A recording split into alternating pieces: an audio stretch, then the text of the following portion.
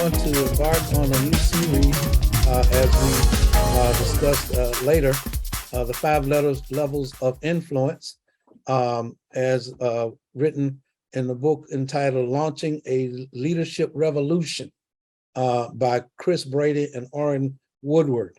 And we want to get into our lesson, but tonight what we're going to do is lay a foundation for what we want to talk about. How many know that you have to lay a proper foundation in order for people to be able to keep up with what's going on and the dialogue? And so tonight we're going to have an introduction, if you will, concerning the 5 levels. All right. Now, I want to explain to you that leadership is not a quote unquote secular invention. Leadership started in the ancient of days in biblical times. In fact, corporate America got its idea and notions concerning leadership from biblical principles, whether they will admit it or not. But we know the truth because before there was a corporation, there was a Moses, there was an Aaron, there was a Joshua, there was an Abraham, there was an Isaac, there was a David, there was a Paul. All of these are biblical leaders, right? And so Moses is considered one of the greatest leaders of all time because of the leadership that he exemplified in leading the children of Israel out of bondage in Egypt and across the Red Sea. And so that is one of the things that we can always understand, is that we're coming from a biblical origin in this setting, right? The reason for that is that there is a need for a revolution, leadership revolution, because of the direction that the world is taking now, and because of the way that things are going on in the world, and leaders are losing and have lost their effectiveness, and somebody needs to sound an alarm. And so therefore there's a need for a revolution. The root of the word revolution is revolt. And so when we talk about the definition of revolution, we're talking about a momentous change in the status of something.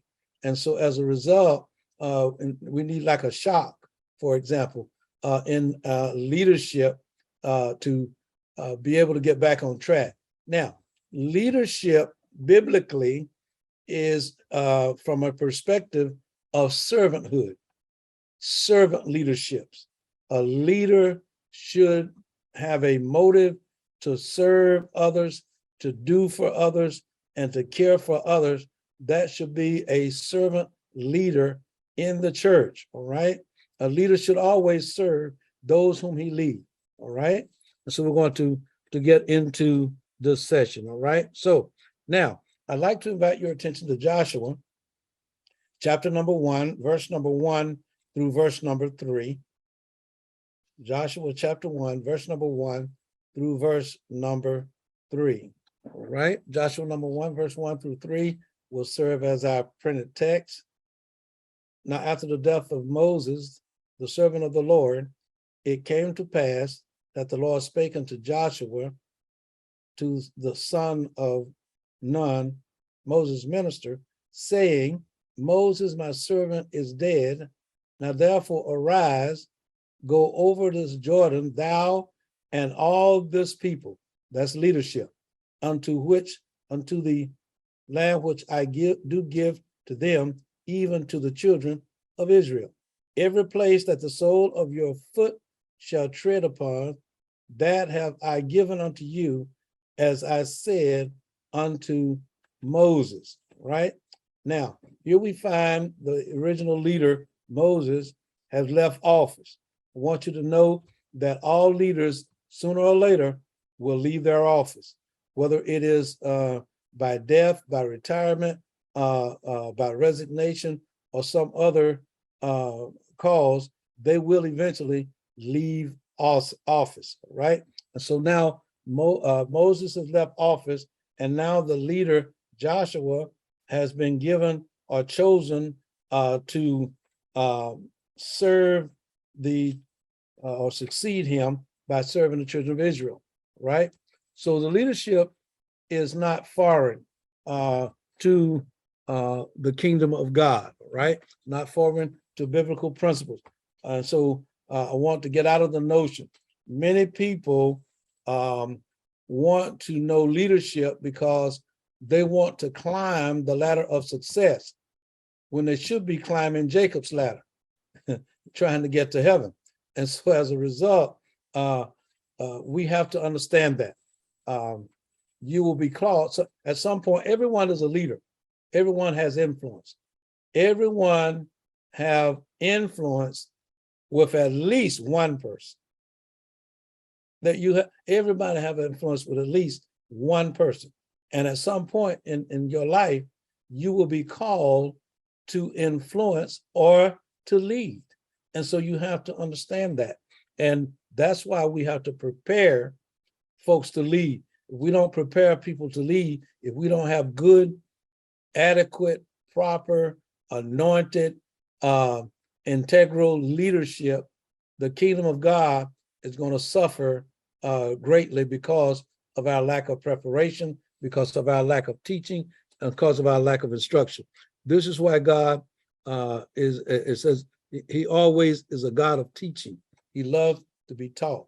David said, or shall I say, Solomon said, I was my father's son, tender and only beloved in the sight of my mother, but he taught me and told me, I go the way of the world, be strong and keep God's commandments. So as a result, we have to lead as some of the greatest men that have gone before us have done, right? So leadership is simply defined as influence, the capacity to have an effect on the character, development, or behavior of someone or something, or the effect or the effect of itself. That's what leadership is: influence, having influence with someone. Sometimes we can even borrow influence. But I want to say this to you: be careful who you lend your influence to, because your name is the one that's going to be on the line, because people will be doing things because of you, because of your character, because of your behavior, because of who you are. And so you don't want anyone to ruin your character or your reputation or your name. And so you have to be careful about borrowing influence. Everyone who desires to lead must desire to have influence with people. If you're not a people's person, you're in the wrong business, because leadership involves people. And so you have to be able to influence people, right? Question: what's another word for influence? I've already given it to you. Somebody unmute. What is it? Leadership. Leadership. That's right. And I want you to get that in your vernacular. Is that leadership and influence are synonymous. And so whenever we talk about leading, we're talking about being able to influence, have influence in the kingdom with kingdom-minded people. And so we have also prepared a PowerPoint here that we're going to utilize during our session. Now tonight, we'll probably get through the introduction and maybe one of the levels of influence or leadership on tonight, but we're more interested in laying the foundation right now, so that when we get to these levels, you'll already have a foundation of knowing what a good leader should be and how a good leader should conduct himself. Leadership is nothing more than being able to influence someone. You have to have at least one follower. John Maxwell said about leadership, if you are leading and no one is following, then you're simply taking a walk. And so therefore, you must have at least one follower in order to be considered a leader, all right? So let's move on in the session. Your leadership should be progressive, should be progressive. Listen, you shouldn't be, if you're 20 years down the road, you shouldn't be at entry level leadership today. So therefore, it should be progressive. You must be able to expand your leadership or influence. And how you do that is you have to be careful. And there's in the session, you hear me refer to a lot of works of John Maxwell, all right? And the reason for that is because he is the leading authority on leadership today. And I want to share with you also that John Maxwell is not a secular leader. The secular borrowed him because he started out in ministry and developed most of his leadership principles on the basis of biblical principle. And so he has, I don't know if any of you have read the 21 Irrefutable Laws of Leadership by John Maxwell. One of those laws is the law of the lid. The law of the lid says that every one of us have a lid. We have a ceiling upon which we can ascend to. And when we get to that point, we have to do one of two things. Either we have to raise our lid by obtaining more knowledge and information, or we have to hire someone whose lid is higher than ours in order to progress. And so that's why it's so important for a leader to have to grow, to advance, to ascend in leadership preparation, right? And so we want to continue. So there a question of leadership. What is leadership? We answered that question. The next question is, why do we need leadership? Yeah, praise the Lord, Pastor Al, for direction. Praise the Lord for direction. To bring order and so it won't be chaos. But that is correct, because anytime you have a group of people that have no leader, you have a mob, right? If no leader can be identified, it's a mob. It's chaos because there's no organization, there's no structure, right? That's why we need leaders. Leaders for organization, structure, for direction. All right. Anybody else? Praise the Lord. What about accountability? Accountability. That was on my mind. Because if you don't have a leader, you have no one to be responsible, no one to hold responsible.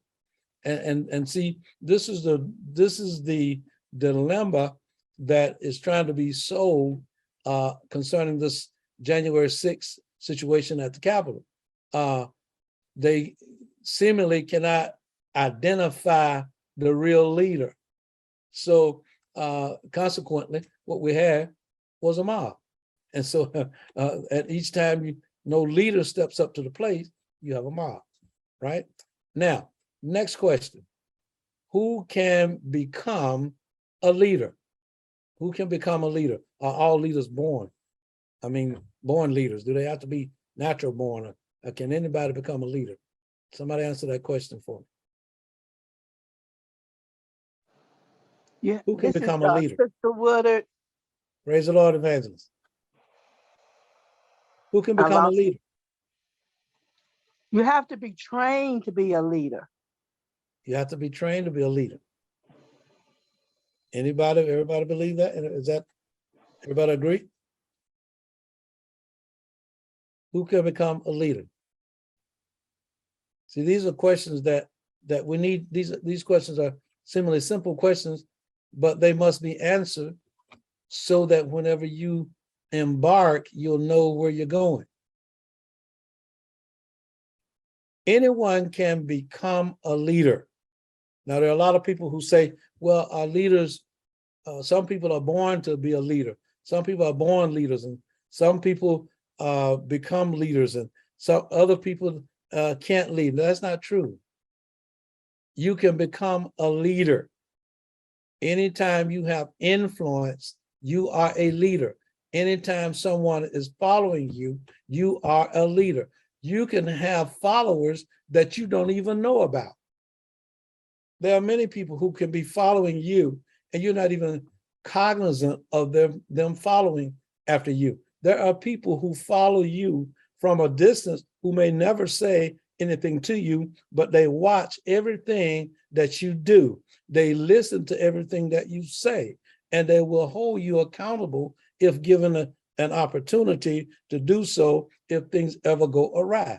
That's why it's so important for you as a leader to maintain good character, good integrity, good reputation, good manner of speech, good lifestyle, because you never know who's watching you. You never know who's following you, and you don't want to become a stumbling block for anyone, all right? So we want to do that, all right? Let's move on. Praise God. So I don't want anyone to get the idea that you can just automatically become a leader, all right? That it's automatic. No, it comes through a process. It comes through development. Now, here's the thing that you have to understand. There are different kinds of leaders. There are various degrees of leaders, all right? And there are even some bad leaders. All leaders are not good leaders. There are marginal leaders. But the process of being and this is what a presupposition, that everyone, and that we're talking about, good leaders come through training and development. You must understand, in order to be a good leader, you must have training and development, and you must invest in yourself. You must invest in your development. And I find, and I see a lot of people every day who want to be leaders, but they refuse to invest in themselves. You have to invest in yourself. Now, we're giving you good foundation and we're giving you good information, but whenever you leave the chat or whenever you leave the platform, you have to make some effort on your own to develop your leadership skills. And the way you do that is taking leadership development courses, reading books on leadership development. And we'll get into that once we get into the levels of influence. All right, so let's move on. All right, maximizing your potential. In being a good leader, you must be deliberate. In other words, you must be intentional about what you're doing. A lot of times we do things unintentional, but I believe that if we could begin to live our lives intentional, the more intentional we live our lives, the better lives we'll live. And so it's so important to be deliberate about what you're doing. Don't make any bones about your being willing and desiring to grow and develop as a leader. Glory be to God. Don't be shy about being a leader. You must grow yourself before you can grow others. You must grow yourself before you can grow others, right? You must be led before you can lead. Now, I have a question. What happens if I try to lead before I've been led? Anybody, unmute your phone. What happens if I try to lead before I have been led? What happens? You won't be equipped to handle the assignment. Won't be equipped to handle it. That's right. I'll give you a biblical hint. If the blind lead the blind, glory be to God. If the blind lead the blind, then what? We all fall in a ditch. So as a result, if you try to lead before you've been led, that's blind leadership. And you're going to end up in the ditch. You're going to end up shipwrecked. You're going to end up on the sideline somewhere. All right. And so that's what's so important. All right. Now, how to what there are a lot of jokers that say they want to grow, but how to seems to escape them, And that's why we don't want it to escape anyone in our midst, because we want you to know how to grow yourself as a leader so that you can be more effective and efficient as a leader in the kingdom of God. Now, understand something. These leadership skills that we are trying to develop in you are not necessarily for the benefit of you getting rich as a leader. We are talking about servant leaders in the kingdom. God said, "He that will be the greatest among you, he will be the greatest among you. Let him be the servant of all." So we're talking about servant leadership. All right. Now, these 5 levels of influence or leadership will not change. Right. Whether you're in corporate or whether you're in the biblical leadership, they don't change. They are constant, and they are in ascending order. That's one of the reasons why you see them numbered 1 through 5. They are in ascending order. You cannot perform the responsibility of level 5, and you hadn't even completed level 1, right? And that's what we're talking about. All right. Level 1 is learning. Level 2 is performing.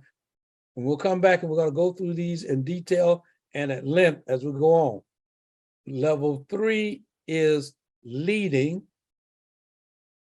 Level 4, developing leaders. Level 5 is developing leaders who develop leaders. Level 5 is when you have reached the place and point that Paul admonished Timothy, "Commit thou to faithful men who will be able to teach others." In other words, Timothy, when you get to where you're going, you will be able to commit this thing to others who will be able to lead others, so that the kingdom of God will not be without qualified leadership at any given time. That's why we're teaching you today, is because when we leave office, and when I leave office, there must be another leader that could step up to the plate and continue this journey of leading God's people to that eternal life that God has promised us. And that's what's so important, right? And so we want to continue to do that. So, level of leadership sources. The concept of various levels of leadership is found in several sources, but 2 stand out above the others, right? Now, the first is from renowned leadership expert John Maxwell in his book, Developing the Leader Within You. Maxwell also suggests that there are 5 levels of leadership given here in the ascending order. Now, John Maxwell and Chris Brady and Orrin Woodward, and there are some others who also have identified 5 levels of leadership. They are all similar to each other, and so therefore they're basically hinting at the same thing. So we won't. It doesn't matter whether I'm talking about Chris Brady or John Maxwell. The leadership development, or the hierarchy, or the ladder, if you will, is the same. Position 1, according to John Maxwell, is position. According to Chris Brady, same thing as learning. All right. Position 2, permission, of those who are allowed to lead because his followers allow it. Well, first, I guess this is more about position sources. There are different types of leaders. Position leadership is one who leads based upon his title alone. That person leads with no credibility. That person wants you to follow them because of their title, because of the position that they hold. understand this. Your title does not make you the leader. Your title does not make you the leader. Now, you can be a positional leader, but you may not be the actual leader. The actual leader is the one whom the masses are following. So whenever you go into any setting or any situation, you can readily identify the leader.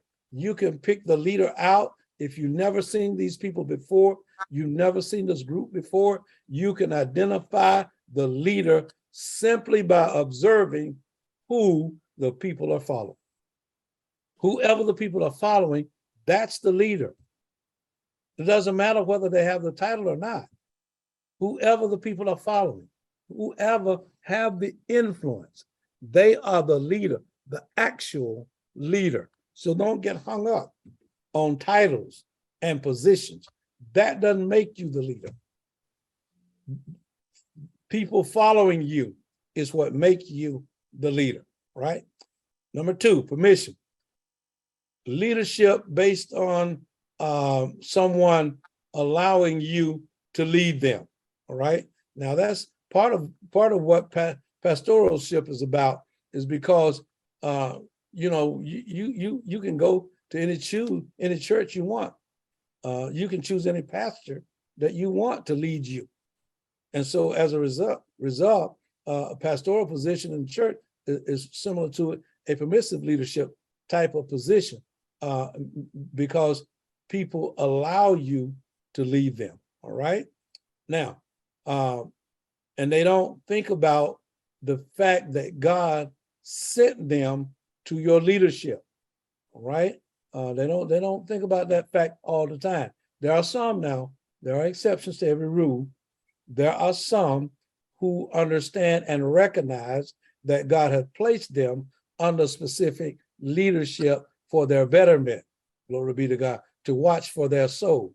And I certainly thank God for the leadership that God placed me under, right? And sometimes that leadership had to chasten, but the Bible says, "For I reckon that no chastening seemed expedient at this present time, but oh, by and by, I thank God for the chastening. I thank God for the leadership strength of my former leader," right? Now, number 3, production. Followers pursue a leader because the leader gets results, all right? In other words, followers follow a leader because that leader have produced a high degree of success. He has achieved a high degree of success. And sometimes people will follow a leader of this sort, because, you know, I wouldn't admonish nobody to follow a loser, praise God, but follow a proven leader, one who has achieved a high degree of success. That's the kind of leader you want to follow, right? Number 4, people development. The followers know and respect the leader. In other words, the reason that people know and respect the leader is because that leader is a leader who develop people. In other words, when a leader ascends up the ladder, there should be others coming after him.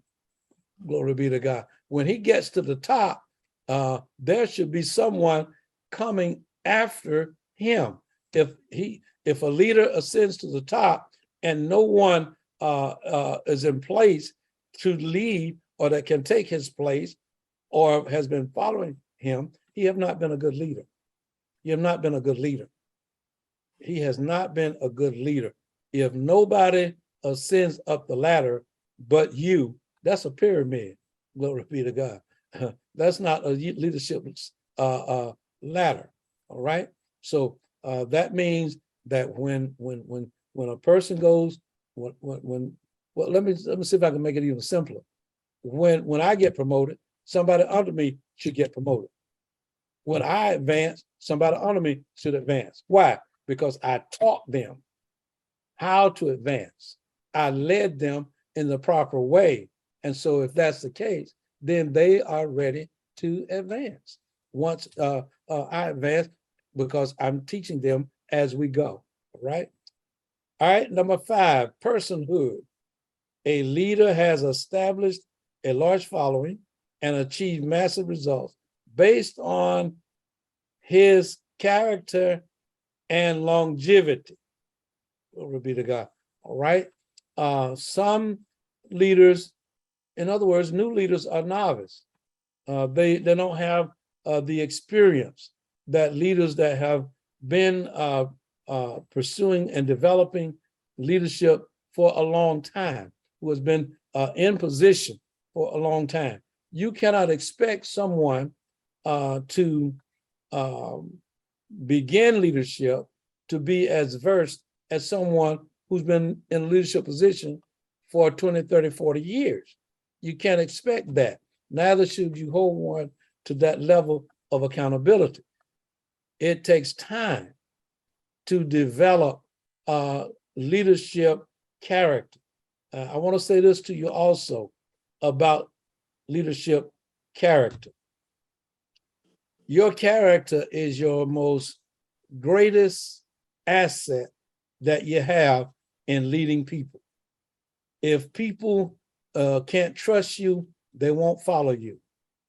They will not follow you. If people can't trust you, they will not do business with you. That's why it's a known fact that people do business with people who they know, love, and trust. And if you don't fit that ticket, they're not going to do business with you. And if they do, it's going to be in a suspect form or fashion. In other words, they will deal with you with a long-handled spoon. Glory be to God. And so you won't have a lot of personal interaction because that person really knows who you are deep down inside. They really know who you are in the background or in the back room when nobody is looking, right? And so it is important for all of you who have a desire to be a leader to maintain character. If you don't have it, begin to build it. How do I build character? I build character by telling the truth. I build character by being trustworthy. I build character by keeping my word. I build character, glory be to God, by enduring hardships and establishing that I'm not the type that's going to turn tail and run at the first sign of trouble. How do I build character? Glory be to God. By associating with people who have good character. You don't hear me? You have to be careful. There's no way, glory be to God, you can tend the sewer and come away without stench. Y'all don't hear me? It's not possible. You have to be careful. Be mindful of those whom you entrust your character and your reputation to. Because association brings about assimilation. Whether you are similar or not, people are going to assign it to you. I had an experience at one time where people thought that I was engaged in the same behavior as someone whom I had acquaintance with frequently. And so I had to cut those ties. Y'all don't hear me? Because if I go to hell, it's going to be for my sin, not somebody else's. And so therefore, I want to make sure that I make the right choices, make the right decisions. And I want to say this to a lot of people too, because a lot of people do not accept the responsibility of the behavior of other people when it comes to your character. I want to let you know something. That is a false footing if you have that kind of belief and notion. Okay? That's a false footing because people will assign. They will assign. In other words, your character and reputation is not of your choosing anyway. Your character is who people see you and know you to be. Your reputation is who you are with nobody looking. So you got to have both. You know, don't think just because nobody's looking that you don't have to have good character. You have to have good character, whether anybody's looking or not. And if you don't have it, then start practicing it. Start developing it. Start growing it. Some of us may not have came from good character backgrounds or reputations, but that doesn't have to be your testimony. Remember, I always say you can rewrite the narrative. You can rewrite it. And I wouldn't accept you. I would admonish you not to accept somebody else's behavior as a definition for your character and reputation. Develop your own. Develop your own. And this is what we're trying to do. We're trying to help you. We're trying to steer you and guide you so that you can begin the process, the 5-level process of developing into a wonderful, excellent leader, one that people will know, trust, and follow. And follow. There are some leaders that many of you, if I were to poll you, you would tell me that you wouldn't even follow. And the reason is because of what you know about them and the behavior that they have exemplified before you. And that's why it's so important. Important. Do not breach the trust that people place in you. All right? Do not breach the trust. Keep your word at whatever cost you have to go through. Sometimes I lose in the deal by just keeping my word. But you know what? I don't mind. Because I know later on down the road, God's going to bless me. And I got the deep pocket syndrome. I want to get into the pocket of the one that's got deep pockets, that's got plenty. See, man got limited resources, but the earth is the Lord and the fullness thereof. I want to get into God's pocket. Y'all aren't hearing me. Hit me in the chat if you want to get into God's pocket. If you got the deep pocket syndrome. If you got the deep pocket syndrome, you won't be worried about what people can do for you or what people can't do for you, but you will be absorbed with what God can do for you. And when you do that, you're into the deep pockets because God will bless you beyond measure. He'll bless you beyond your understanding. He'll bless you, glory be to God, in your enemy's face. Your enemies will be angry with how God is blessing you. God will bless you so much, it'll make your enemies mad. It'll make them jealous. It'll turn them into haters. And then he'll bless you more. The more they afflict you, the more he'll multiply and grow you. Glory be to God. So don't you be concerned about what people think, all right? So we have to understand this. Level of leadership. So the second source of this idea of levels of leadership is Jim Collins, author of Good to Great. That's a great book. That's a great book. If you have not read that book, you might want to read that as a personal development tool. And as we go through this, I will be pointing out some personal development readings and I guess tools that you can use in your leadership development. I'm a big stickler about leadership. I'm a big stickler about leadership. And I'll tell you the reason. I don't want to get ahead of myself. The reason why I'm such a stickler about leadership, especially in the church. The reason is because the church takes on the posture of its leader. If the leader of the church is haphazard, lackadaisical, weak, and disoriented, that's the same thing that will happen to the congregation. That congregation, if he's rude, if he's arrogant, that's the way the congregation will be. The congregation will take on the posture of its leadership. And that's why it's so important for you to know leadership, to be strong in leadership. Glory be to God. You don't want a weak leader. You don't want a weak leader.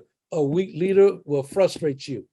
And so not only that, when we get back, remember I talked earlier about the law of the lid. Let me tell you something about the most dreadful feeling that you will ever experience in following a leader. It's when your growth have passed your leader. Okay. When your growth have passed your leader.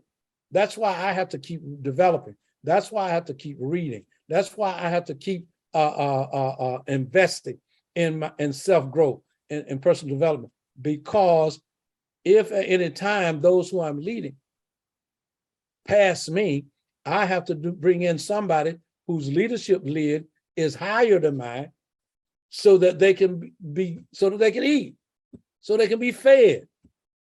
You can't eat from somebody whom you've already passed, whom you've already outgrown. Now just be careful when you make that determination, because there are a lot of times you got people sitting back in the congregation thinking that, I could do better than that. I could do this and I could do that. If I was in charge, if I was a pastor, and if I was this, well, you better be careful, because one day you may be the pastor, and then there'll be others who will sit back and throw rocks at you. So be careful what you wish for. But I can't not express those of you who are auxiliary leaders, those of you who are in leadership positions, whether it's local, state, or at the national level, I admonish you, develop yourself. Don't let those who are following you surpass you. Invest in yourself. If you have to burn midnight oil, burn it. But let me tell you something, nothing will elevate you higher than character and integrity. Nothing will elevate you higher, because sometimes people will follow you just because you're trustworthy. You may not be the greatest leader, but you may be the most honest leader. Okay? And remember, sometimes leaders have the title, but they have the position, but they don't have the following. There are many times leaders will borrow influence. We borrow influence all the time and don't ever realize that we're borrowing. Let me give you an example. Suppose I want to dig a swimming pool. All right. Well, personally, I don't know anybody that digs swimming pools. So that means I got to do some research to find out who the right one to get to dig the pool. Well, I just so happen to have a friend who have a pool. All right. So what I would do if I want to borrow influence, I will go to him and ask him who dug his pool. So he can tell me who dug his pool, and he can also tell me if they did a great job or not, and whether he's satisfied, and whether he would use them again. And when he does so, then I can say, okay, could you recommend him to me? That's borrowing influence. I don't have no influence with that man. He has no motivation to do anything for me aside from being paid. But understand, people work for more than just money, right?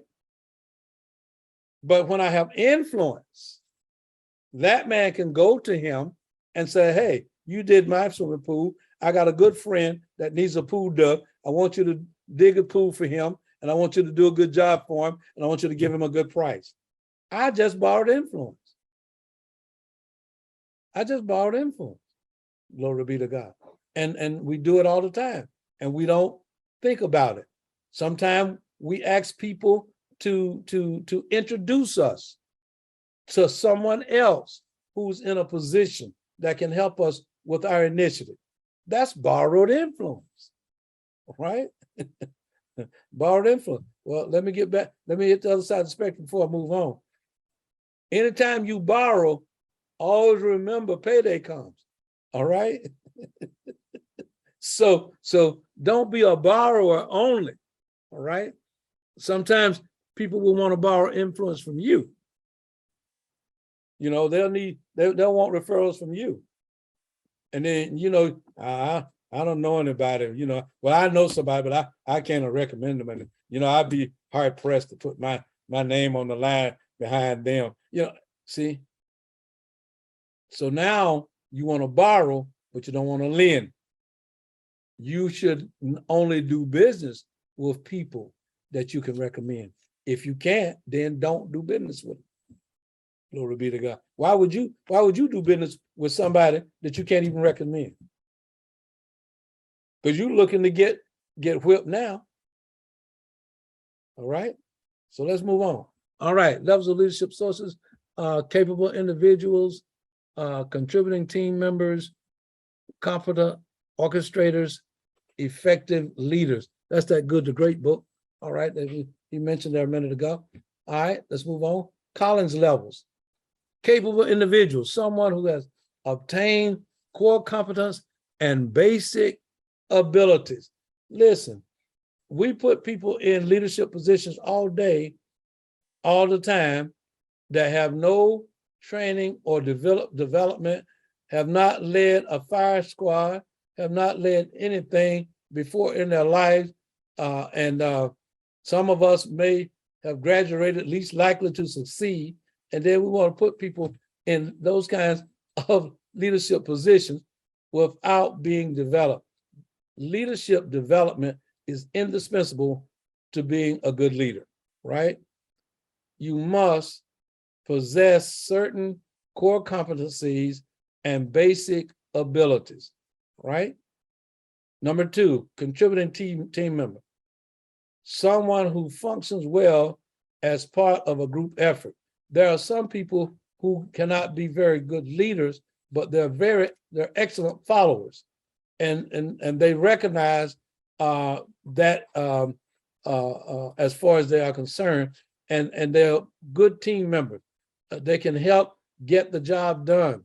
Understand, it's the unity of a team. It's a team concept when leadership is involved, and so therefore, some people function well as a part of a group, but put them alone and they're not able to function very well in that capacity. Because you understand something, you got to have leaders and you got to have followers. You got to have Indian chiefs and you got to have Indians. All right. So you got to have everybody is not going to be developed into the top leadership. Notwithstanding, they can possess the capabilities of so doing. All right, depending on what they bring to the table. Understand something, you got to bring something to the table. All right. I mean, you got to know your alphabets. You got to be able to, construct a sentence. You got to be able to interact with people. You got to bring something to the table. All right. And so number three, competent orchestrator, someone who is skilled at coordinating the efforts of contributing team members. All right. That's a competent. I've seen people that can organize a chaos, can organize a mob. They can come and just step in and just whip things into order and get things flowing and from a mob standpoint, because they have great skill and they are competent at orchestrating. All right. Number four, effective leadership. Someone with a broader vision and the ability to direct the orchestrators toward big picture objectives. Anyone in leadership must have the big picture objective. You must be able to see the big picture, not just one component, not just one little part of the larger plan, but you must be able to see the big picture. Now, the good example of being able to see the big picture is visioning a puzzle. You can put some pieces of the puzzle together, but the question is, can you see the big picture of the finished product? In other words, can you see what it is to be when all the parts are fitted jointly together? Can you see that? Can you see that early on, or are you the type that's got to wait until the puzzle is completely finished before you can know what it is? All right. That's the best example of the big picture that I can give you. All right. Now, notice something. Effective leader must see the big picture. All right. Right. Number 5. All right. Number 5. Executive leader, someone with whom full directional responsibility. These experts on leadership have given us an enormous insight into clarifying a difficult subject. Mapping the path of a leader to greatness is no easy challenge. Thank you, Jesus. Especially when the goal of the map is to provide a straightforward route for up and coming leaders. This is important. Let me read this again, because a lot of people don't understand the importance of what I just read. Mapping the path of a leader to greatness is no easy challenge. The reason for that is this, because it involves so many different avenues and approaches that we can't really just enumerate with specificity in a significant order what it takes. That makes it difficult. Glory be to God. Especially when we are trying to communicate this to someone that's learning to be a good leader, someone that's trying to develop into a great leader, someone who desire to be a great leader, but don't know how.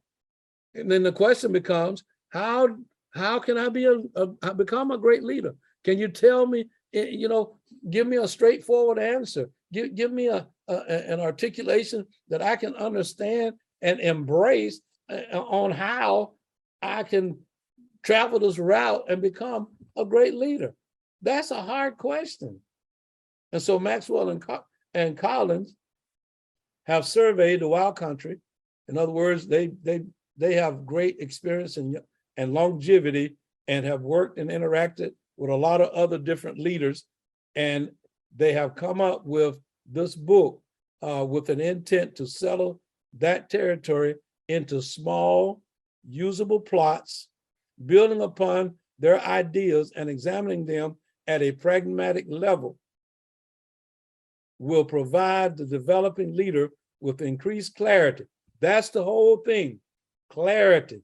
How can I give you clarity on how to become a good leader? How can I give you clarity?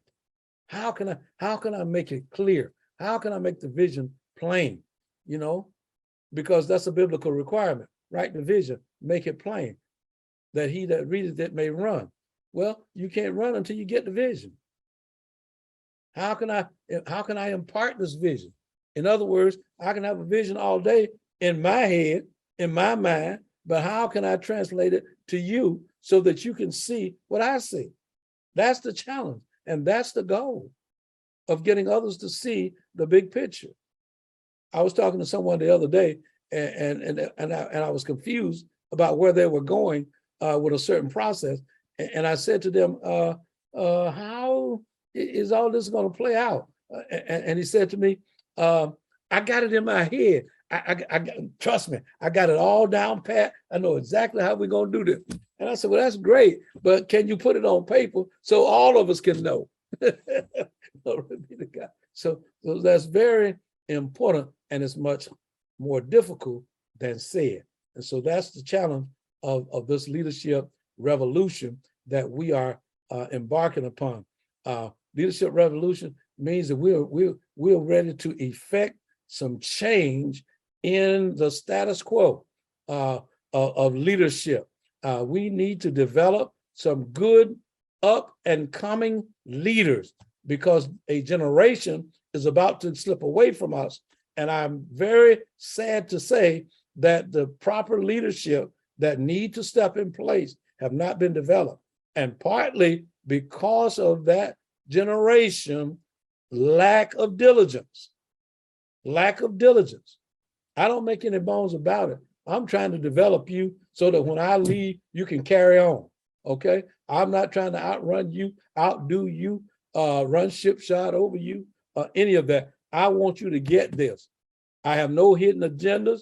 I have no information that's hidden and too wonderful for you to know about. I don't have any hidden notes. If you want to read them, come get them. I'll let you read them. I don't have nothing hidden. I want you to get this. I want you to get this because somebody's soul is hanging in the balance. It's hanging in the balance. And your leadership will be the only thing that might make the difference in their lives. And that's why it's important for us to know that we are servant leaders and not leaders that walk around with our nose in the air, wanting others to look up to us, somebody to carry our bags, and a new suit. No, no, no. That's not what it's all about. That's not what it's all about. There must be some good teaching. There must be some good teaching. And we are endeavoring to teach you by precept and example. By precept and example. As a leader, don't never ask a follower to do something that is beneath you. Something that you wouldn't do. Don't expect that of those that are following you. Set the example. Set the example by precept and example. I gotta be willing to sweep the floor if I want you to sweep it. I gotta be willing. I gotta be willing to take risk if I want you to take risk. I gotta be willing to invest if I want you to invest. I gotta be willing to do those things. And when you do that, people will buy in. That's another one of the laws, 21 irrefutable laws of leadership. Buy in. People must buy in before they will support what you're doing, right? All right, let's move on. All right, those 5 levels that we're going to talk about, and we're going to be finished here in a moment. The first level, according to Chris Brady and Orrin Woodward, is learning. Number 2 is performing. Number 3 is leading. Number 4, developing leaders. Number 5, developing leaders who develop leaders. Now, what I want you to do as we survey these 5 levels, I want you to identify where you are on the stairwell. All right? I want you to identify your level. All right? Identify your level, where you are. Because here's the deal. Until you know where you are, you can't know where you're going or know what it is you need to do. Once you discern where you are, then you can grow. Now, let me say this to you concerning this first level. Learning. That's a lifelong process. That's a lifelong process. These 5 levels are lifelong processes. You don't get to level 5 and say, oh, I've arrived. I made it now. I ain't got to do nothing else. You know, I can just sit back on my laurels of my achievements. You know, everybody know what I've done. Amen. They can see what I've achieved. No. No. That doesn't happen. You're going to be a good, effective leader. You must exhibit certain traits and attributes at all times. Glory be to God. And the Bible admonishes us to take heed to ourselves, you know, lest we fall. You know, David said this, my feet had well nigh slipped when I saw the prosperity of the wicked. Y'all are hearing me. And so therefore, you got to continue. David's feet almost slipped because David was doing some wicked stuff. But David got himself straight. Y'all are hearing me. And got back in the race and became one of the greatest leaders that ever lived. So therefore, it doesn't matter how many mistakes you've made. It doesn't matter where you are on the scale, on the hierarchy. You have a next step. You have a next step. You have a next step. even if you've achieved level 5, developing leaders who develop leaders. That's a never-ending quantum, because you got to keep on developing. Because the more you keep on developing leaders who develop leaders, the more leaders will be developed. The benefit of the kingdom will be enhanced. That's the big picture behind leadership. You know, that's the big picture. Not to sit in a big chair on an elevated platform, but that's the big picture, is to prepare people. Amen. All right, Elder Green, where we at? Let's go. Praise God. Are we near? It's been great. We're finished, Pastor. We are finished. Great. So next week we'll start with level 1, and we'll see if we can do level 1, 2, and 3, and then we'll do level 4 and 5. But here's the deal. I also embrace the compound effect.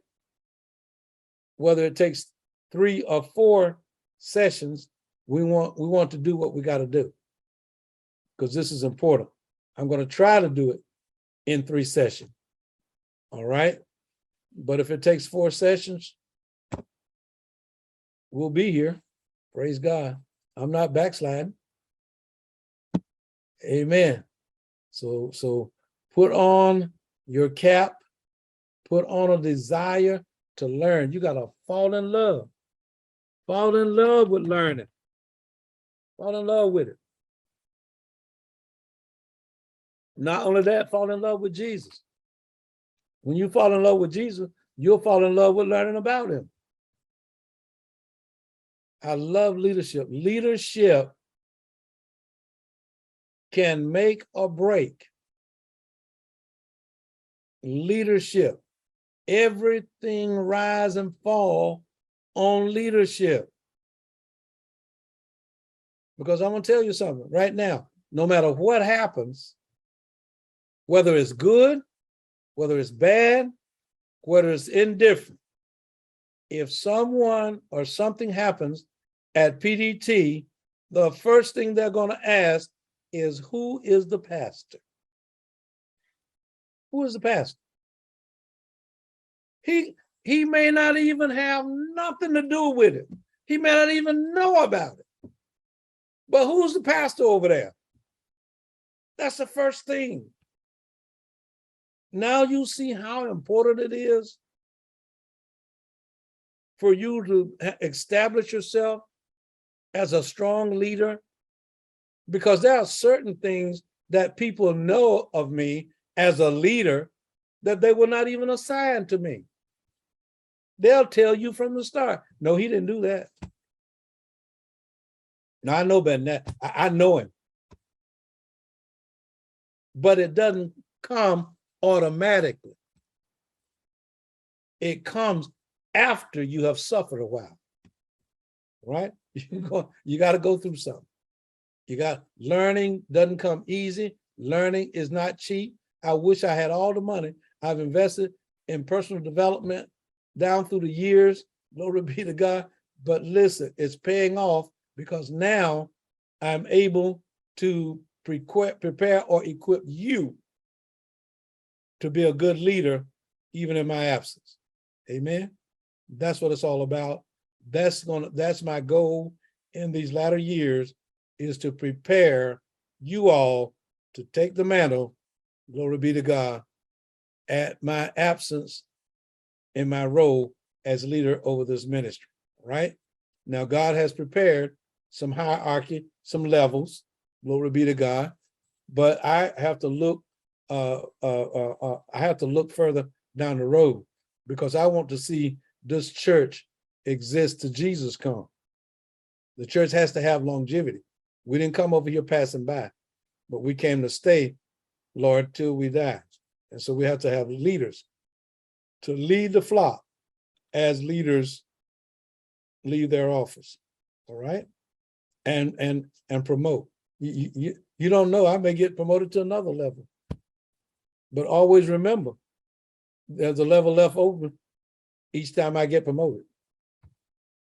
And someone has to be prepared to take the helm.